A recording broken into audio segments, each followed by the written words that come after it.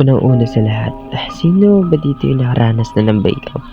Sino ba dito yung nakaranas ng maiwan? Sino ba dito yung nakaranas ng ipagpalit sa kaibigan? Yan yung aking katanungan na gustong malaman, yun yung katanungan na pinapahiwatig ng aking dala. Muling nagbabalik sa entablado at muling papalawakin ng aking isipan na kung papaano muling maibabalik ang ating kwento, muling bubuklat ang panibagong libro. O nga pala no, nandito pa pala yung ating kwento na yung salitang ikaw at ako, pero bakit ngayon yung salitang ako na lang ang naririto? Nasaan na yung salitang ikaw? Ay nga pala no, naganap ka na ng iba pero ayos lang yun. Wala naman akong maling ginawa sa'yo. Pinaramdam ko lahat, ibinuhos ko lahat ginawa ko para sa'yo. Pero ba't ngayon nasaan ka na? Nasaan na yung salitang ikaw na ipinagmalaki ko sa kabarkadahan ko? Nasaan na yung salitang ikaw na inilegal ko sa mga magulang ko? Yung salitang ikaw, nakala ko ako na talaga yung pipiliin mo kasi nagkamali ako. Ikaw ang nagbigay ng kulay sa mundo ko. Ikaw ang nagbigay kasagutan sa aking mga katanungan. Ikaw ang naging tulay tungo sa paroroonan. Kaso yung salitang ikaw, nahabak-hawak kamay mo siya. Napakasakit lang talaga. Bakit siya pa? Siya yung tipong kaibigan na, kapatid na, kung ituring kong kapamilya, kadugo. Pero bakit siya yung pinalit mo sa akin, di ba? Yan yung katanungan na hindi ko alam ang kasagutan na kung bakit siya nga ba ang pinili mo. Ay, oo nga pala, no. Lamang siya sa kagapuhan. Mayaman siya. Lahat na ibibigay niya, lahat ng mga bagay na gusto mo na ibibigay niya, samantalang ako, tanging pagmamahal ko lang ang ibibigay ko.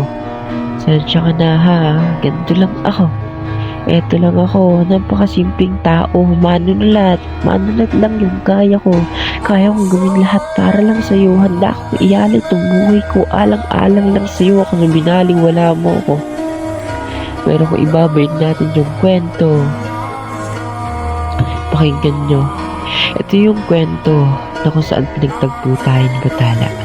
Pinana ni Cupido na hindi alam kung tama. Nung una kitang makilala, itila ba ang ngiti ko habot hanggang langit talaga, na sa tuwing nakikita ko yung kumikinang mong mga mata, ay tila gumagaan na yung pakiramdam ko, na kapag lumalapit na sa'yo ay bumibilis ang tibok ng puso ko, na parang ganun din kabilis yung pagkagusto ko sa'yo. Kaso antang ako, unang mga pagkakataon pa lang, naduduhog na ako kasi napakaganda mo. Ikaw yung naging anghel ko sa mundong ginagalawan na to kasi nagkamali ako. At ang pagkakamali na yon, tinama ko kahit napakatanga ko. Sa tuwing nagtatagpo tayo sa dating tagpuan, sumasaya na ako. At gumagaan na ang pakiramdam ko, na mabaliwala na ang mga problema ko. Nagulat ako na tinanong mo ako kung bakit ako laging nandito. Minsan napasabi na lang ako na ito kasi yung tambayan ko. Hanggang sa napasabi ka na rin na ito rin yung paborito mong tambayan, di ba? Hanggang sa tumagal na pagsasama natin sa ating tagpuan, dun din tayo nagkahulugan. Hanggang sa nagkabiruan na kung paano ako maging tayo. Pero kung sinabi ko sa iyo, una pa lang na kung ako nga ba yung taong mamahalin mo, na kung sakaling mabuo yung ating kwentong ikaw at ako, na sana naman hindi mo ko iiwan. Nangako ka sa akin na ako lang talaga at wala nang iba. Hanggang sa nagkatotohanan, yung salitang magkaibigan ay naging salitang magkaibigan. Iba ka talaga, Bathala. Iba ka talaga, Pumana, Cupido. Bakit ba ganito yung mundo na sa una ka lang masaya? Sa una lang yung saya, sa una lang yung ngiti, sa yung mga labi, sa una lang talaga yung paglalambing na sa'yo. Tumagal-tagal tayo dalawa. Pinakilala kita sa mga kaibigan ko, kahit na alam ko milado ako. Sobrang saya nila kasi ikaw yun nakilala ko.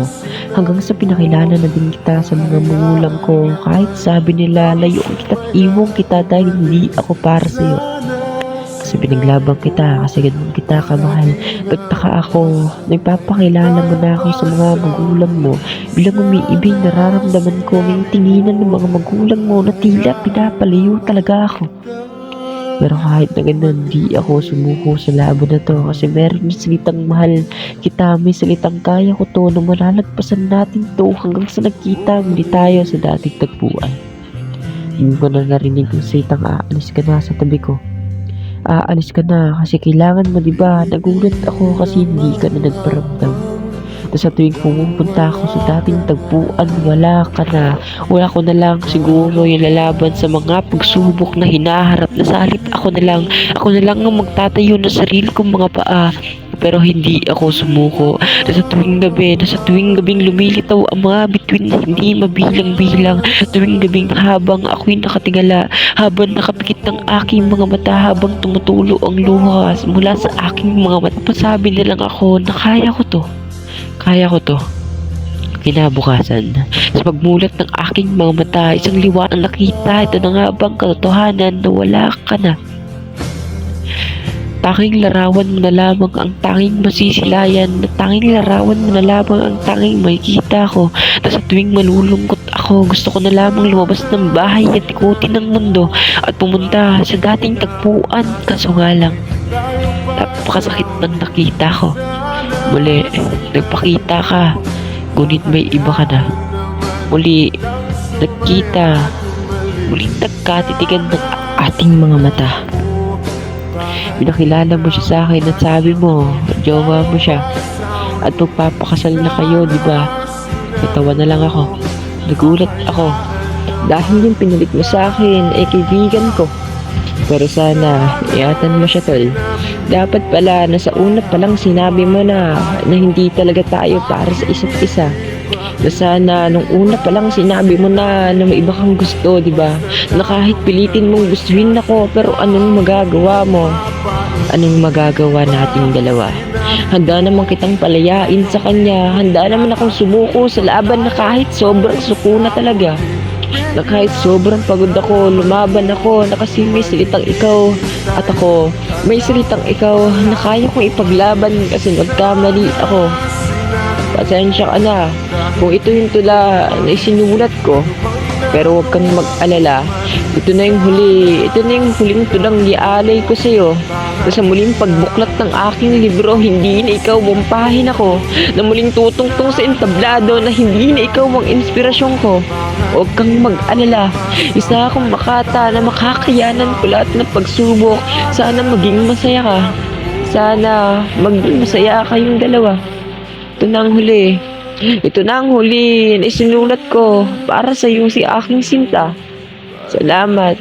Paalam. Pinapaubaya na kita sa kanya.